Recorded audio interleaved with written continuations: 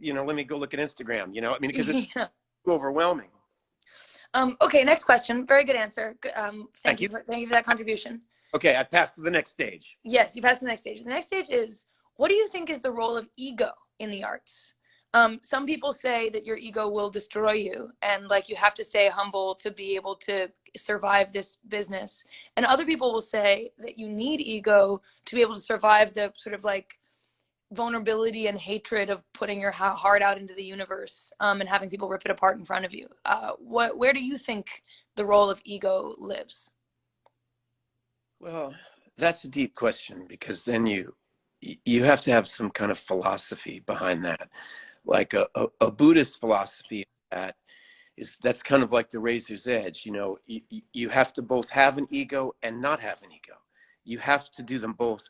Philip Seymour Hoffman used to say the people that he liked were the people who got to set and act like their life depended on doing a great job that day, while simultaneously knowing that it's not rocket science, it's not heart surgery, and be able to laugh and understand that we're dreamers.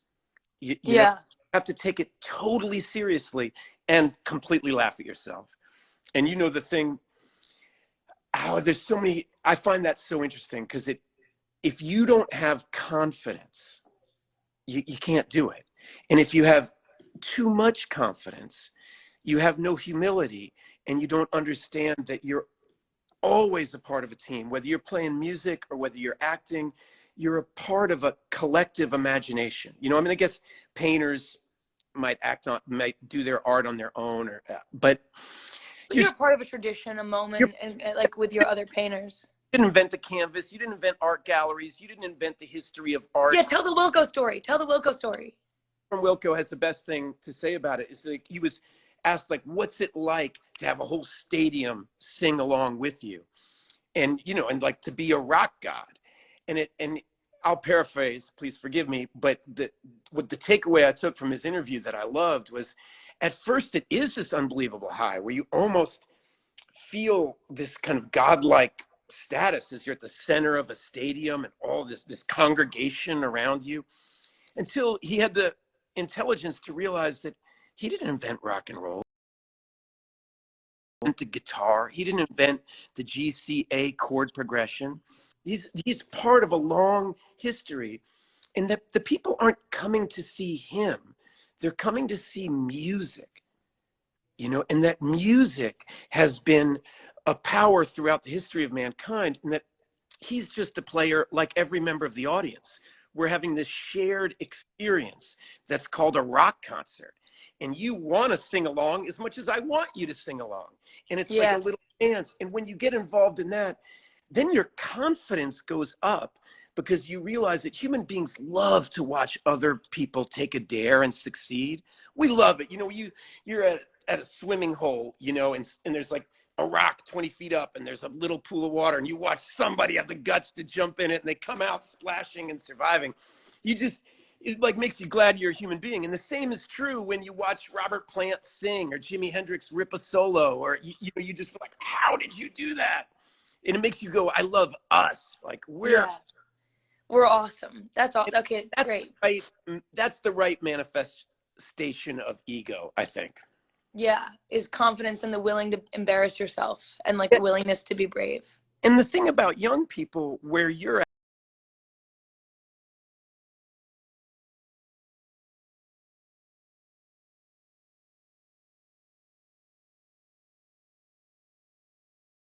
have the humility to understand that you don't have experience. And if you have the humility to say, I don't know, well, what'll happen then is you'll be able to learn.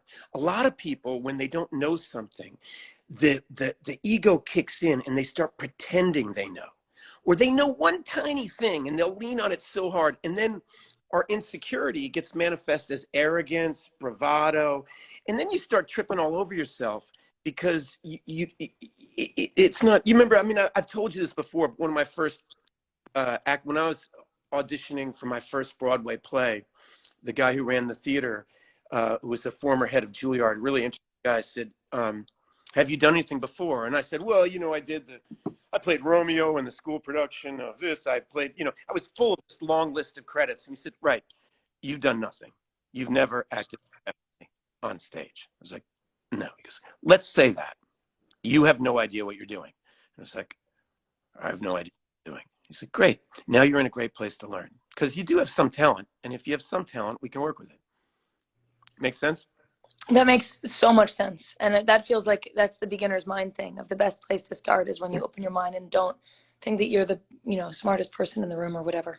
Tabula rasa thing is like I remember the first time I showed you how to shoot a bow and arrow and right to the target. It's like we're just goofing around there out at Charles Gaines's. I haven't hit a bullseye since. Yeah, but the first time when you go like, I don't know what I'm doing, and you pick it up and you kind of, your eye goes dun, dun, and then it works, but then you start thinking about it too much and you screw it all. Yeah, you screw it all up. Okay, next question.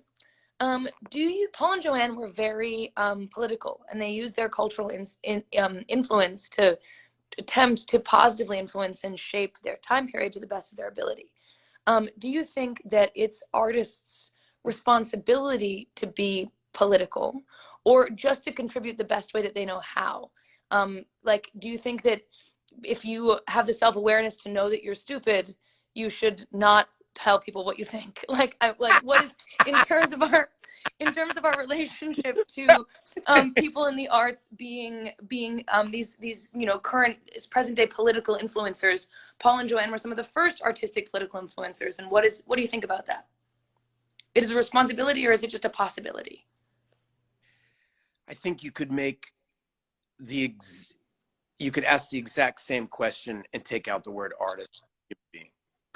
I mean, I put in the documentary an amazing quote where MLK was being interviewed with Paul Newman. It was an amazing side note story where Johnny Carson was a really interesting person. And in the height of the civil rights movement, he offered a whole week of his show to Harry Belafonte. And Harry Belafonte conversations on the show, but they couldn't get any white stars to show up, right? Except Paul Newman came, I think, 3 times. And so there's this clip of him being interviewed on stage with Martin Luther King. And they get asked that question. And Martin Luther King says something incredibly wise, surprise, surprise, about that all of us were human beings before we had a profession. And whatever that profession is, and we have a responsibility to continue the development of that being, regardless of said profession. And some of us are political.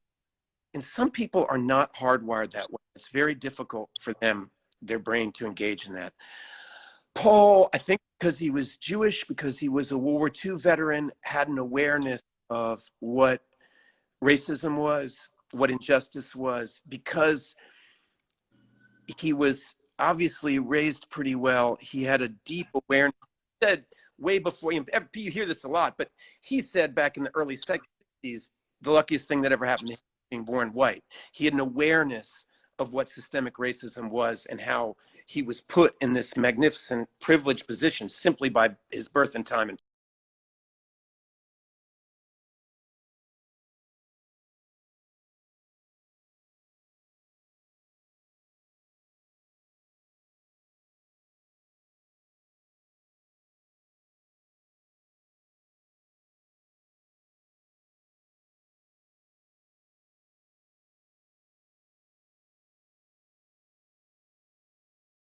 The short answer is, I don't know. Yeah, I mean, an additional thought that I think I've heard you say before, but is that it's only people who've reached a certain level of success, either have been born into it and privileged, have been born into it, or achieved it, that are allowed to live apolitically. Like everyone under the poverty line, everyone minorities and are not allowed, are not given permission to live apolitically. Even if you're an artist, you're inherently, it's an obligation. So I think that there's something to be said that athletes, artists, politicians, we are citizens that have a louder voice. And so I think in a way, a responsibility does fall on us. We just saw Elvis and one of my, for those people who don't know, I took my, was shortly after your 13th birthday to Graceland, and we had an amazing experience, but I love Elvis, but I can't ever think hard on him without getting so disappointed that he didn't do more for Black artists. You know, and so history doesn't smile well on that decision. He completely ripped off and had a great love of all these magnificent musicians. He was getting his start with Sam Phillips, who was dedicated to, getting Black music out into the world. And Elvis was a part of that and stole that. And he didn't really bring people along with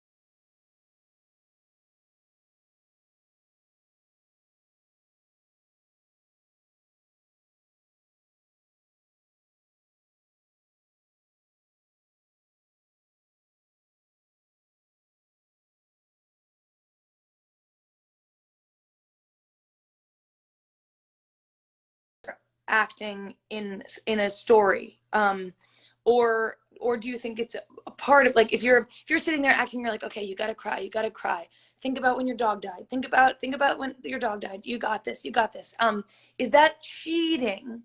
Is there such a thing as cheating when you're acting, or is it only about the end product? Is well, it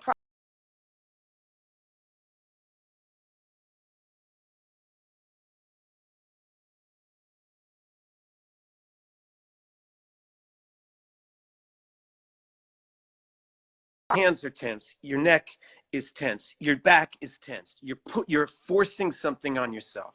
You know, I've played this game with you before, which is if you clench your fists and you clench your neck and you clench your mouth and you squinch down and squinch your toes and you do that, and then I tell you to imagine peeling an orange, you can't do it.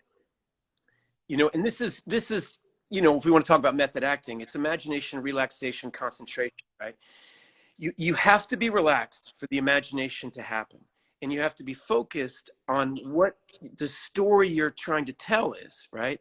So if you're concentrated, meaning your lines, the text, the metaphor of the play, the world of the universe you're acting in, and you're relaxed, then your imagination can take off and you can really remember peeling an orange, and you smell it and your fingers get sticky and this part isn't peeling as well, and details start to happen.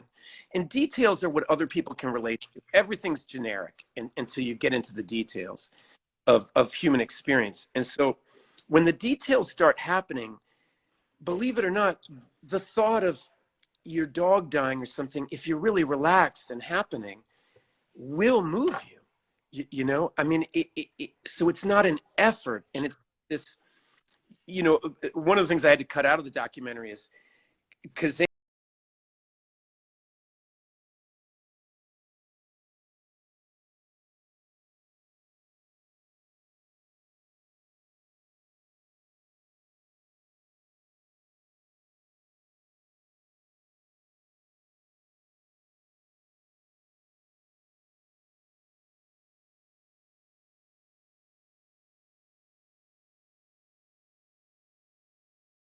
dog. And I'm telling you, the second that line comes up, that word pops up, this flood of memories just happens. And it's not cheating. It's trying to figure out how to invoke hypnosis, right? The job, when you see Nina Simone on stage, she hypnotizes an audience like that. What does she hypnotize them with? Her pain, her reality, her joy, her love, and that comes out in her voice. And so it's trying to connect whatever's real and authentic with you with said instrument.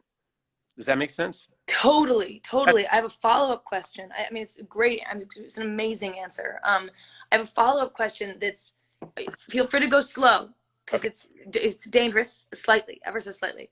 But growing up with you and my mom as parents, I watched actors negotiate playing a difficult role with being present in their life as a human being, and simultaneously. And actors who are parents, I think, have to do this in a way that some actors who are not parents don't have the same pressure to have to do it, Because if you're a parent, you've got your kid on set, even if you have to be screaming and crying when the cameras are rolling, when it cuts, you have to go pick up your baby and be like, hey, everything's okay. Like, this is my job. This is my art. Like, everything's okay. I'm okay. You're okay. Like, and I watched you guys both do that for me. And it gave me this impression of what it meant to be an actor, and that it meant this kind of level of play and this ability to be present in your life at the same time. But in my life as a professional, that idea has been questioned and pushed in different ways, watching other people work differently than that, watching, and I'm interested in what your, was your decision to do that more about the kind of parent you wanted to be, or more about the kind of actor you wanted to be? And how connected are those things? I think when your life is really working, there's an integration. The person I want to be, the dad I want to be, and the artist I want to be are the same thing. And when my life is out of balance,